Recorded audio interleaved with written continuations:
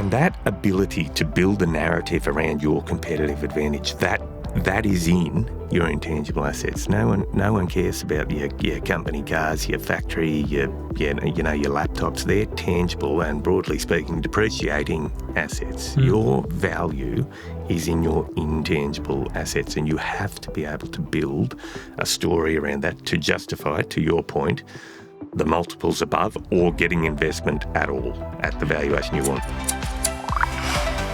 Cathro and Partners presents The Cut, a podcast about all things insolvency.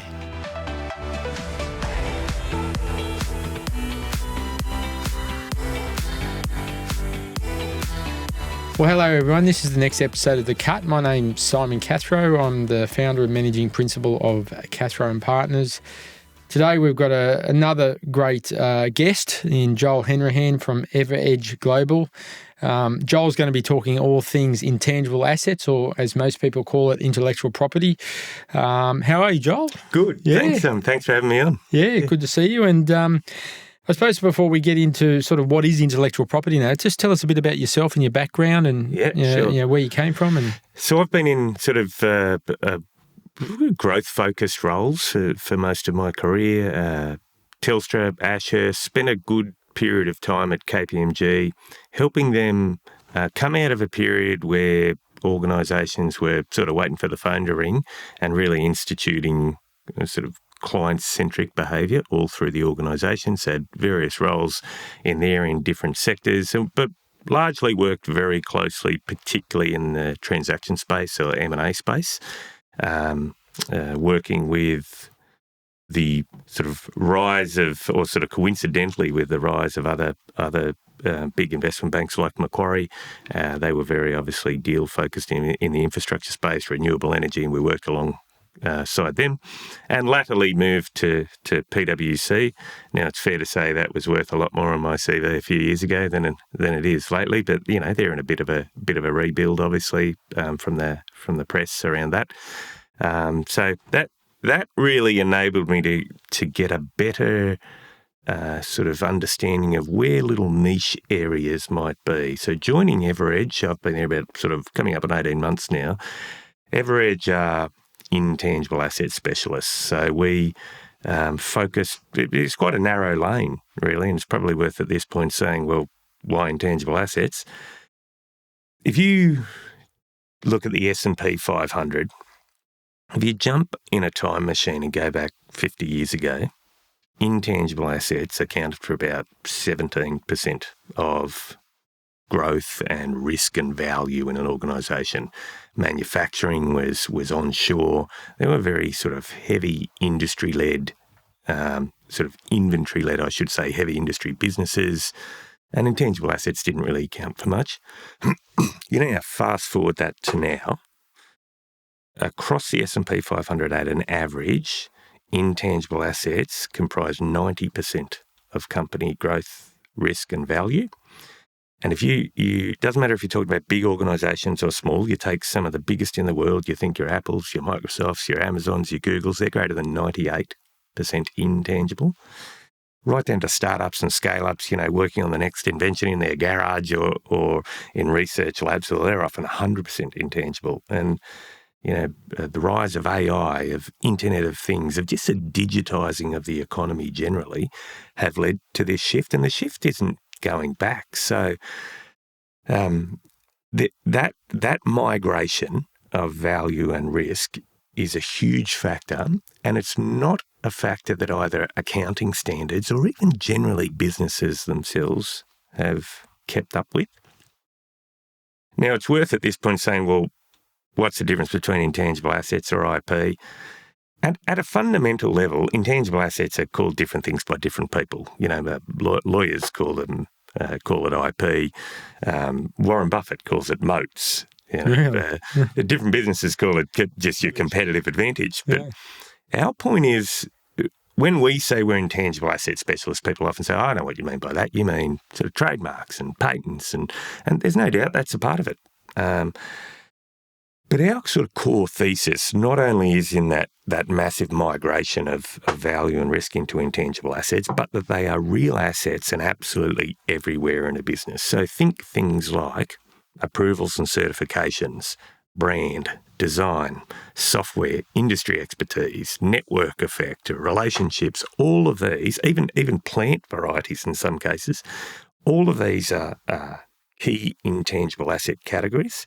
And it's important to note that not only do they have a discrete purpose in the organisation, but they have a discrete value, and you can put a number on it. Now, so independently they have a value for the business. Externally they have a value, obviously, where that number comes into play. And together they form a portfolio effect. So you might sort of think of it as fingers on a hand. Each finger obviously has purpose, but together, in forming a fist, it has a combined purpose, and that's what intangible assets can do for an organisation. So we've been in business for about I think 15 years, 2,500 plus engagements with clients all over the world. Some of the largest organisations in the world, right down to startups and scale-ups. 10 years amongst the top IP strategists globally, and we're the only ones in Asia Pacific to have that ranking.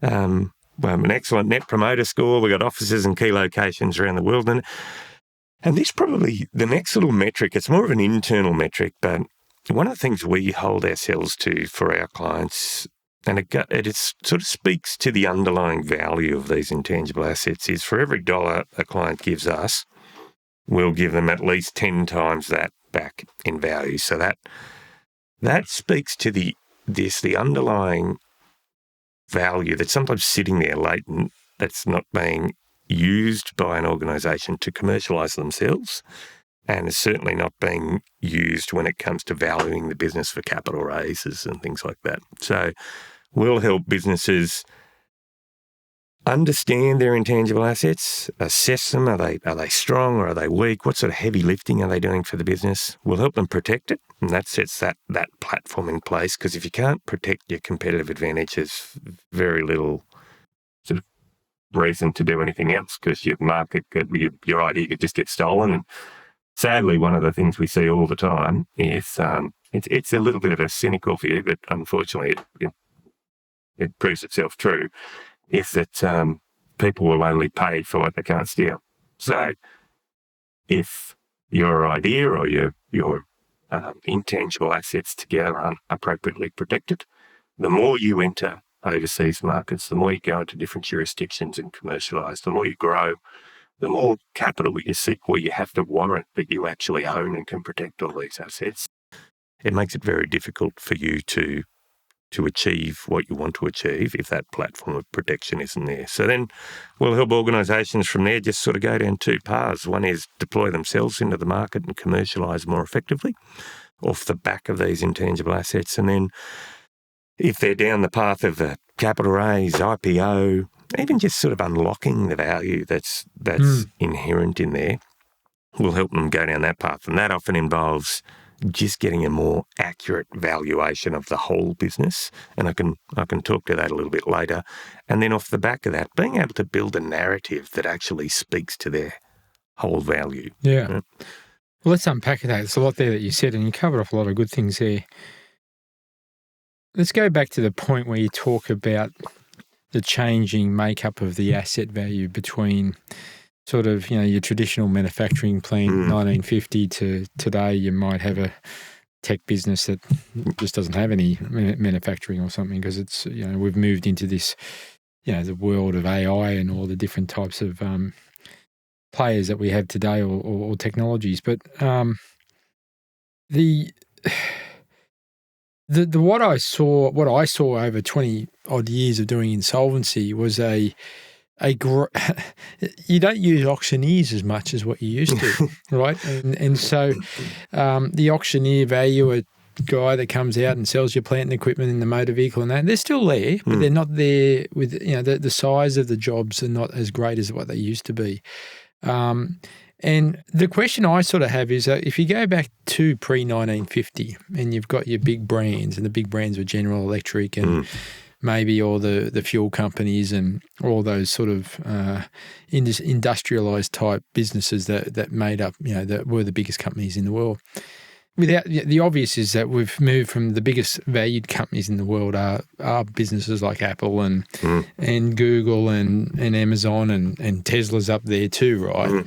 But fundamentally, they're still providing products, right? They're still providing products, just like the manufacturers of the 1950s were providing product, right? The difference might be today that they were just big chunky assets or something. I mean, what's your take on that change? Because arguably, you could argue that it hasn't changed that much. It's just, instead of selling this kind of widget, you're selling that kind of widget. And so, is it, why then have we, and we have, it's very obvious that we have seen an explosion in the value of intellectual property or intangible assets, right? There's a few different aspects to that. Organisations started to shift their manufacturing offshore. So that took it into a different way to represent it on the balance sheet, for example. Right. So there's that. And certainly design and technology ideas have started to play a greater role in the forming of those products. Now, you're dead right. There is plenty of great tangible products that we still use that were used back then. Cars, phones.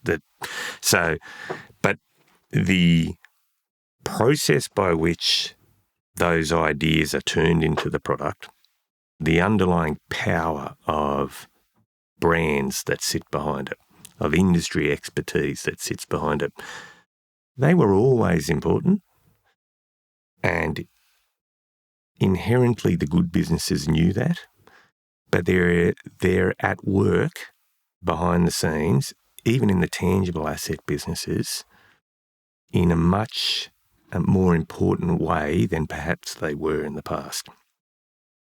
There's also products that don't have a tangible side to them that also sort of have these almost like a Google, like a Instagram. Yeah. In fact, Instagram's a great example. It's a good example. Let me give you a little example of that. A tangible, a sort of a tangible business. One of the examples we use is when Mark Zuckerberg bought Instagram, it had 12 staff. It was pre-revenue, hadn't made a cent, and he paid $1 billion for it. Now, at the time, people were thinking, billion, what are you thinking?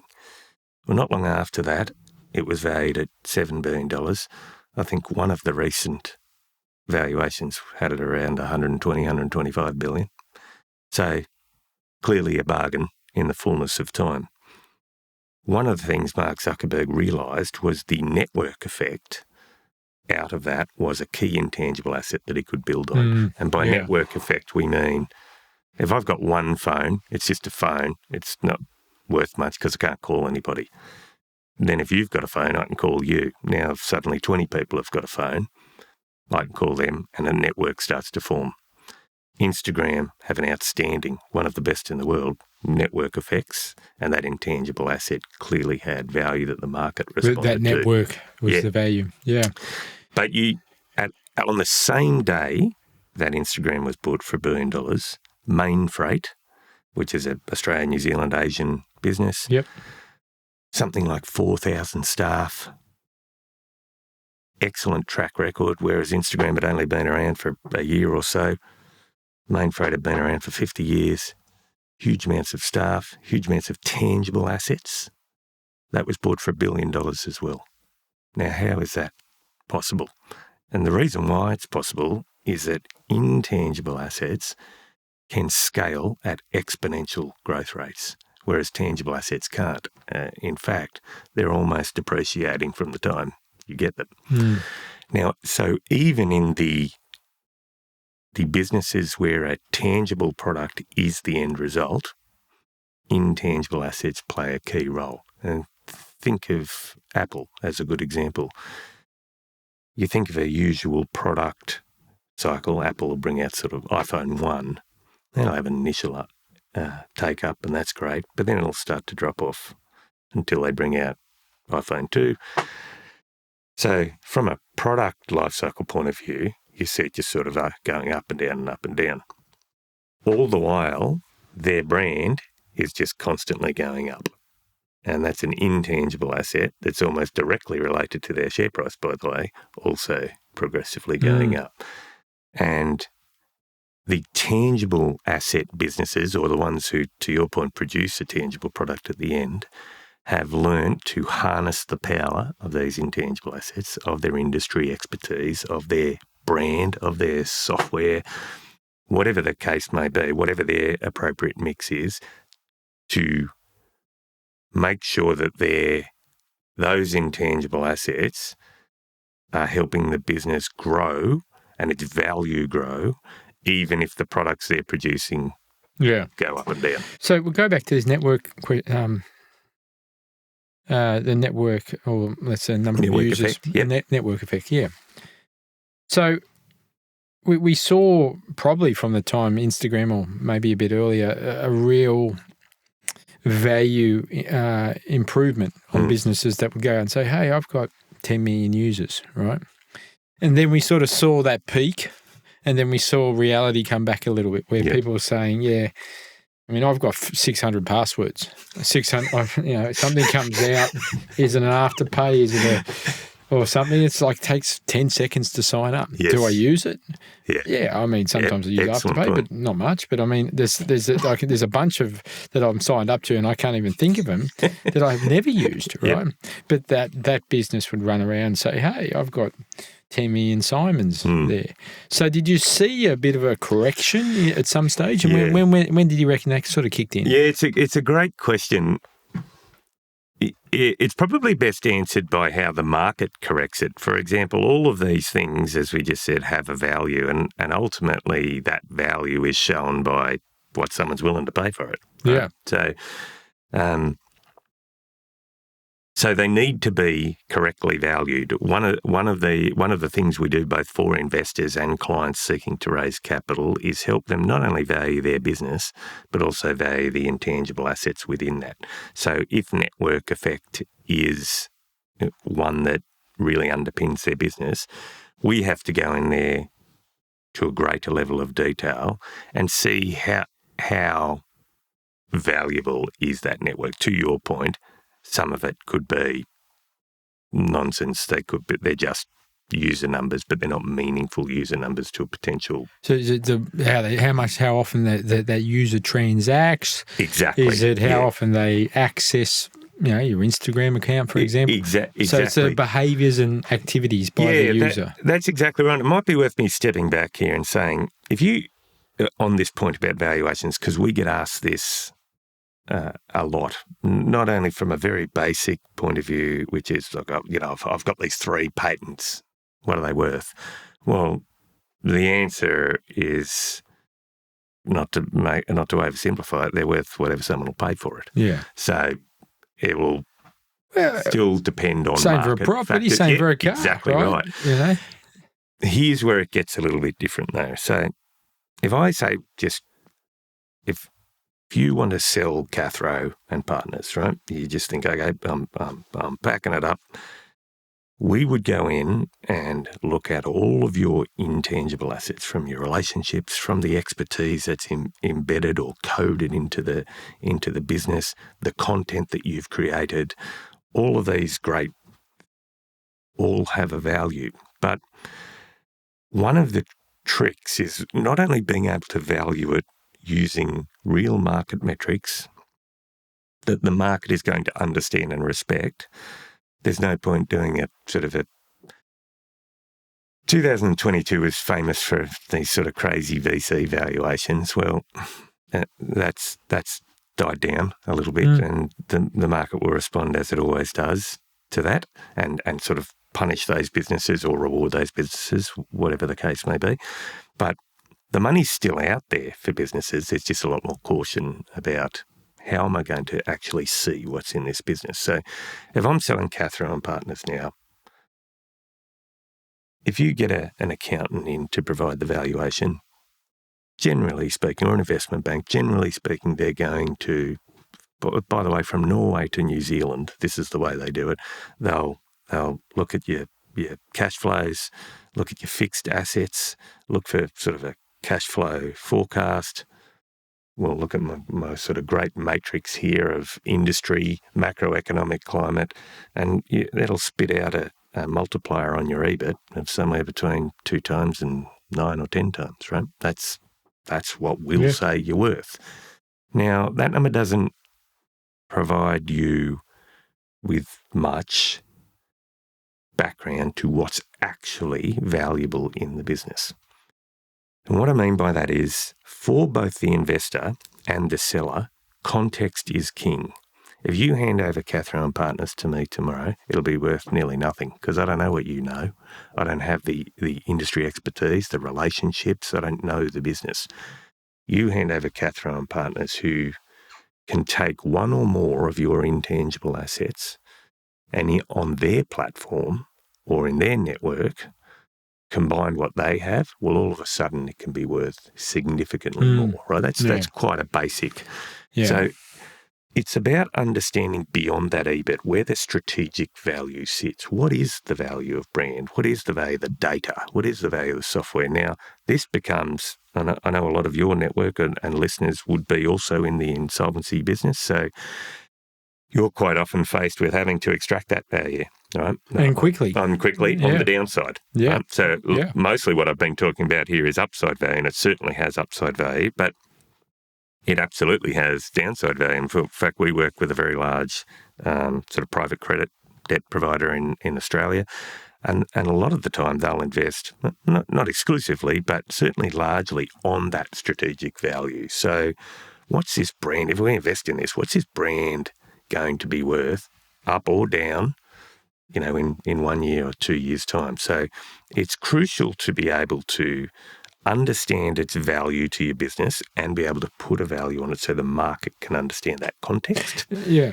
And do you think those valuations have come back a bit? Reached a peak, maybe it was 2020, maybe it was 21, I don't know. But are we back to are we back to a more realistic number, or we're in a dip, down, where value will come back? I think we are across the board, yes, in a dip. I think the onus is now on the business owner to be able to show how crucial these intangible assets are to potential investors, to the market, and be able to tell the story. Exactly, to build that narrative around it. That's crucial. So we're getting quite a few businesses come back to us now after pitching to investors, and they didn't get the sort of offers they wanted or any offers at all, and they're coming to us sort of saying, well, they just don't get what's special about us, what's different about us. They're just seeing us as, just putting it on the pile. And that ability to build a narrative around your competitive advantage, that is in your intangible assets. No one cares about your company cars, your factory, your laptops. They're tangible and, broadly speaking, depreciating assets. Your value is in your intangible assets, and you have to be able to build a story around that to justify, to your point, the multiples above or getting investment at all at the valuation you want. You mentioned earlier about, and you didn't sort of say it in these words, but I think this is what you meant. Sometimes the buyers will buy something because it actually accelerates their own business. Absolutely. Now, that sort of got me thinking, does that mean we really need to spend time understanding the buyers? And, well, I mean, in two ways. Before you go to market, identify the best buyers where your actual business will elevate them. And, and if you take a very basic example, let's talk about insolvency and restructuring firm. You have a number of insolvency and restructuring firms around the world that are owned by private equity, and they want a global footprint, right? So the global footprint is where they'll come knocking on a firm like mine and say, right, okay, we don't have any presence in Australia. And so again, that's a valuation, a value that is an opportunity for me as the seller to exploit. Absolutely. So taking that into consideration, then it sounds to me that there's a due diligence and effort around getting to understand what is it that I actually have that's intellectual property. Absolutely. And you talk about the plant seedlings and Yep. all that. Then you talk. Then there's time spent or that you need to spend identifying, well, which of the parties is my business, product, whatever, going to actually, accelerate their business as a result of what we bring in. And I've got an interesting one from that, because as you're talking, I'm thinking about some of the things that we should do as insolvency practitioners to actually try and maximise that value for the benefit of creditors. And that's our job. Our job is to maximise the return to creditors. And I had one example where it was a business that had a software product.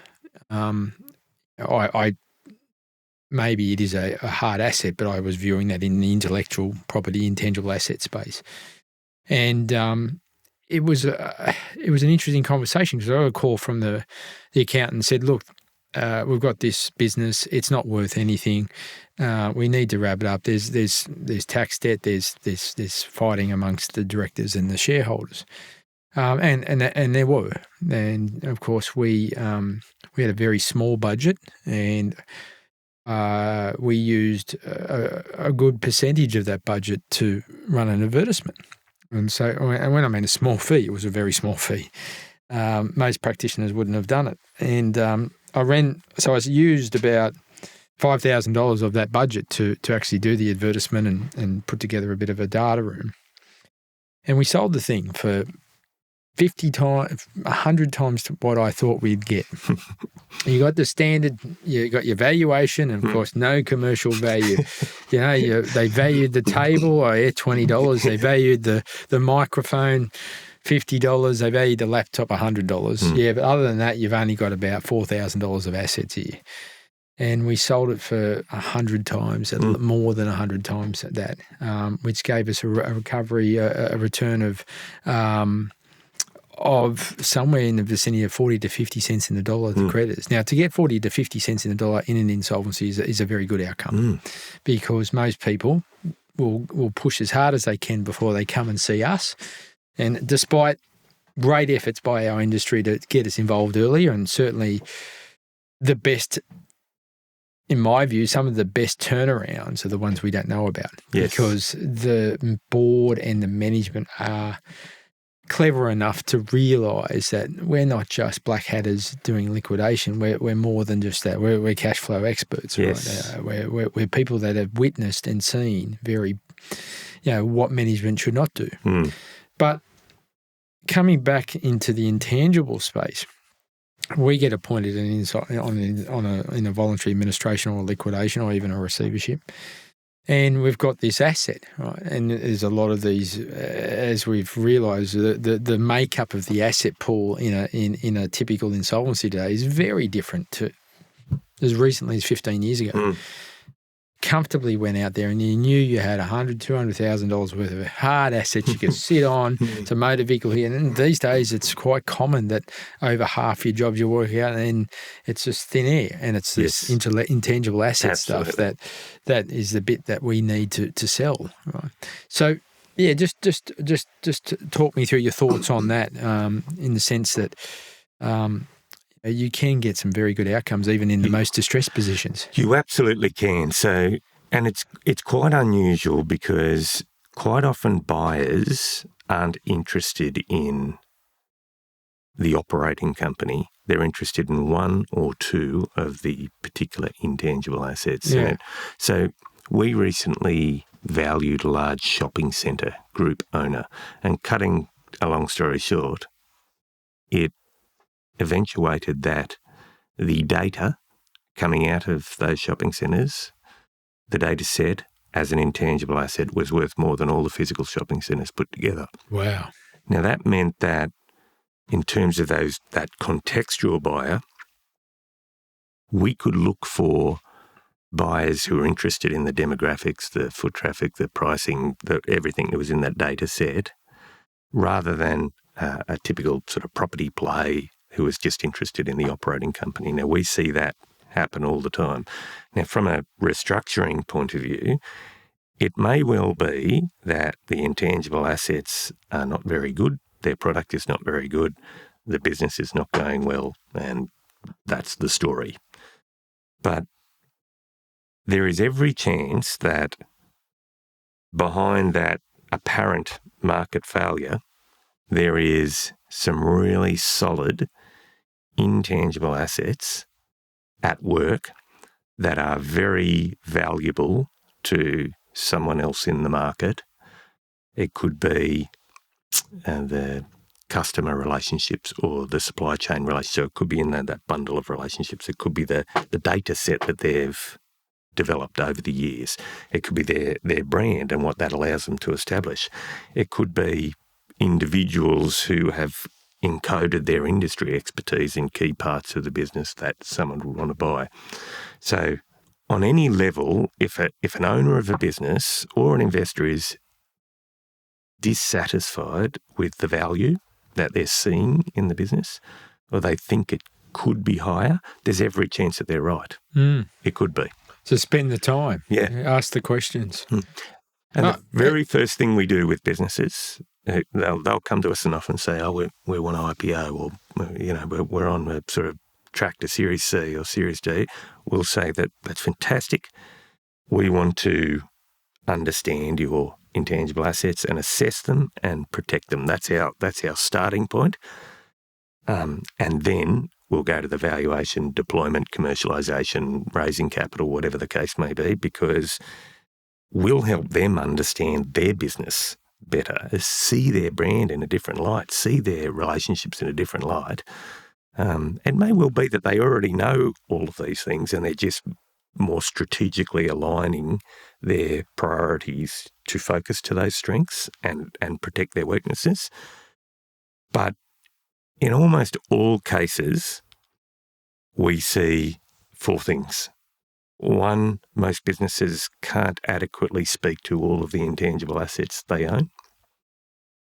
If 90% of business value is in intangible assets now, well, it stands to reason that's where a lot of the risk is going to be too. So if you don't understand your intangible assets, you can't possibly wrap your head around the risks that are out there from everything like patents, trademarks, copyright. 3, the balance sheet and the P&L aren't any guide for intangible assets. And just quickly on that point, if an accountant comes into a business now, generally speaking, not in all cases, when it comes to intangible assets, they're going to do one of 3 things. 1, it won't even appear on the balance sheet. They can't put it on a balance sheet. So if you just look at the balance sheet as a guide, it's going to look like the organisation doesn't have any intangible assets. 2, most commonly, they'll be put in as goodwill. There's this big sort of amorphous mass. You don't know what sits inside. It just sits on the balance sheet and depreciates.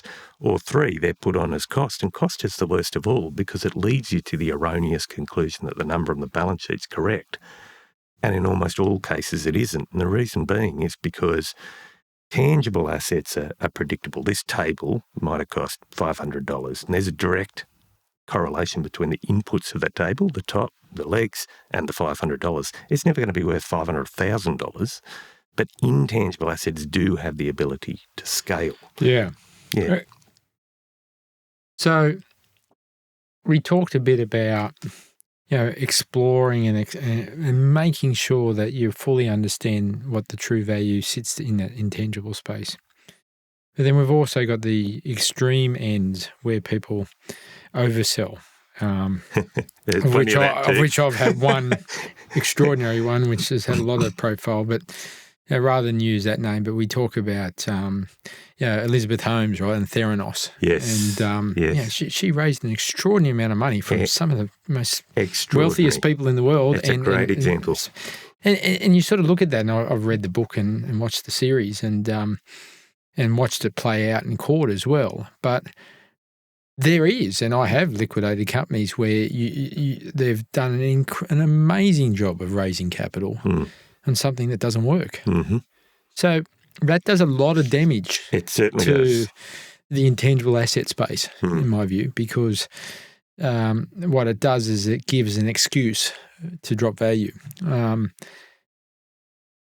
I'll talk about some of my personal experiences. where I sort of landed on some of these jobs where the actual thing just didn't work, I sort of came to the conclusion that how do you actually know if it works or not? Yeah. And so, what's your thoughts on that? Yeah, it's a great question, because there's no doubt the Theranos example is yes, that was a great sales job, and it's sort of now in retrospect you look at it and think, why didn't anybody just test it out or look for it?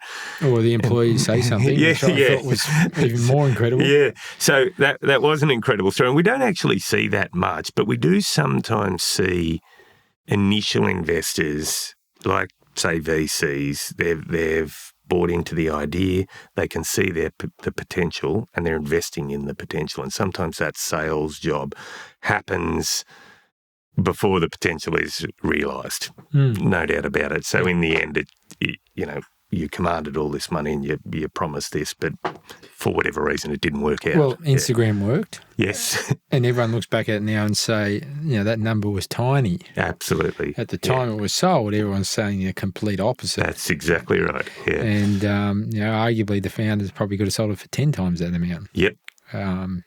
You got to give Facebook the credit, or now Meta credit for globalising. For realising the value. Absolutely. Yeah, you look back and say, well, if it's worth 120 billion now, or whatever the number is, it's the founder should have got 10 billion of that. You would have thought, not just a billion. Yeah. So it's interesting, isn't it? It is quite a very quick jump from huge failures to huge successes. And we work with, so we don't just work with the big businesses. We work with lots of startups and scale-ups and in innovation centres. And firstly, I'd like to say that there is some incredible work being done around the world on solving some real serious issues, from energy to food security to you name it. And there's some terrific ideas in there. But to realise those in the real world and in the real market, intangible assets will play a key role, but you still have to know what you've got, understand very well, which was your point, and be able to use them to realise the potential of that product. So the point we make is that the intangible part of intangible assets often throws people, because tangible assets is anything you can sort of kick with your toe. Right? Intangible assets, by their very nature, well, they're intangible. You can't see them. So, and it might be a human biology thing that we're used to valuing the things that we can see and touch. Yeah. Well, this could go on for hours, and we've really flown in this interview, and I still reckon I've got 1,000 questions to ask you. But I think in wrapping up, and we've got a few minutes left before we wrap up, but I think it's helpful just. What's sort of the 5 things that a business should think about with their intangible asset hat on? Great question. That they should do. Firstly, I would make an inventory of all of your intangible assets. You would be surprised how sophisticated some businesses are who they'll have a register of tangible assets, but they won't have any form of register of the intangible assets. Including that plant and that seed. Yep, exactly. And a good way to think about that in forming that list is, form the list, the lot. Number 2 would be prioritise that list. What's more important to us and less important? And that mix, that intangible asset sort of constellation is unique. Every business is different. In thinking about that, think about, if I came in tomorrow and I couldn't use insert intangible asset here, I was violating someone else's brand. So all of a sudden I had to start from scratch. My entire data set is gone, so I had to start from scratch. What sort of cost would that be in productivity, in literal cost to the business? You can start to then get a feel for how important each of these intangible assets are. So that's what I would do, sort of 1 and 2. Number 3 is you have to have the right protections in place, be they trade secrets, be they formal protection out in the marketplace through copyright, through patents. And there's a different mix for everybody. Right? So I would absolutely do that. And then between 3 and 4, I would just start to, between 4 and 5, I would just start to align your business behind them. For example, if you've identified your brand as a key asset, well, what are you doing to maximise that out in the industry? If industry expertise is key, how embedded is it in the business? For example, if John over here and Bill over there were to leave the business tomorrow, well, there's a whole bunch of industry expertise and knowledge leave with them. And I'm not just talking about the risk then on confidential information leakage.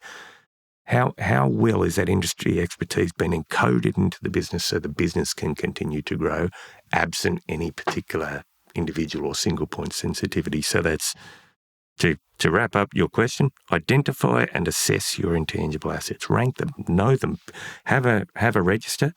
Turn that register into a risk register then, so know where the risks are and mitigate them, and then align your strategy behind them. Recognise them as key, important, real-world assets. They're real assets that have real value, and align your strategy behind them.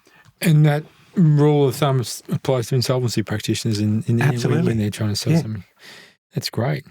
Well, Joel, thank you. Pleasure. I think we've come up to time. Yeah, we're right on 40 minutes. So thanks for coming in. It's a fascinating conversation. It's probably one of all the ones I've done, this is probably one where I've still got 400 questions. But I think it's important for those watching that you do get an intangible asset expert like Joel involved, where you believe your business has assets that, and it's always healthy to check, because it's a bit like people read financial statements and the balance sheet and profit and loss and don't really know the cash flow, right? Absolutely. So I think if you don't know what you don't know, ask the question, ask the experts that can tell you, and surely, it's a quick call saying, no, you don't have anything, but to actually you do, and shoot us a message. We don't bill in 6-minute increments, Simon. So